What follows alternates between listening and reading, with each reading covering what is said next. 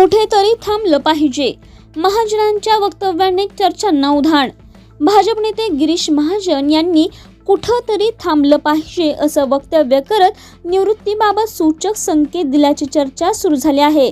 त्यांच्या विधानामुळे राजकीय वर्तुळात विविध तर्कवितर्कांना उधाण आलं असून महाजनांच्या पुढील भूमिकेकडे सर्वांचंच लक्ष आहे. कुठेतरी आपण थांबलं पाहिजे, आपल्यालाही वाटलं पाहिजे. तिथं सगळं मजल्यापर्यंत जाईपर्यंत आपण नाही मीच कशासाठी मीच शेवटपर्यंत उठात नाही बसत नाही चालत तरी मीच बंद आहे. हे नाही सांगणार असं.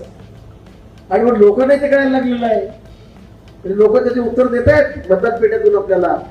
आणि म्हणून आपणही केव्हा थांबायचं, पुढे थांबायचं हे आपल्याला कळायला पाहिजे. पण हे होत असताना, थांबत असताना उद्याचं पक्षाचं भविष्य काय, ज्या पक्षाने आम्हाला एवढं मोठं केलं, आम्ही काहीच नसताना आम्हाला या ठिकाणी एवढी पदं दिली, 3-3 टर्म झाले आपण आमदार त्या ठिकाणी मंत्री आहोत, 35 वर्षे आमदार आहोत. अजून काय पाहिजे? खरं गुलाब पोहोचण्याचे खरं आहे.